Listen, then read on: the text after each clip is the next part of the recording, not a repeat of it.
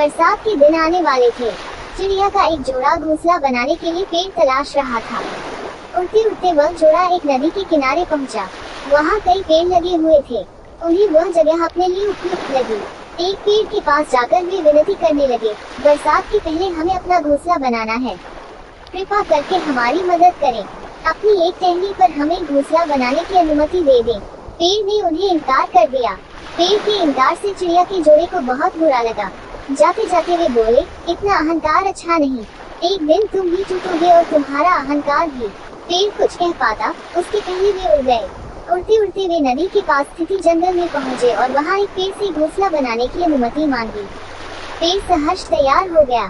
चिड़िया का जोड़ा उस पेड़ पर घोंसला बनाकर खुशी खुशी रहने लगा। बरसात का मौसम आ गया, लेकिन अब वे दोनों अपने घोंसले में सुरक्षित थे। एक दिन आंधी तूफान के साथ घनघोर बरसात हुई और वह पेड़ टूटकर गिर गया, जिसने चिड़िया के जोड़े को अपनी शाखाओं पर घोंसला बनाने की अनुमति नहीं दी थी। तूफान थमा और बरसात बंद हुई, तो चिड़िया का जोड़ा नदी के पास पहुंचा। वहां उन्होंने उस पेड़ को नदी की तेज धार में पड़ा हुआ देखा।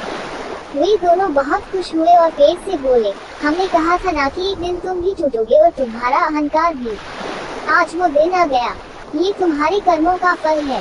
पेड़ ने कहा, तुमने मुझे गलत समझा था। मैं पहले से जानता था कि मैं टूट जाऊंगा। मेरी जड़ें मिट्टी का साथ छोड़ रही थी और शाखाएं कमजोर हो गई थी, इसलिए मैंने उस दिन तुम्हें इनकार किया था।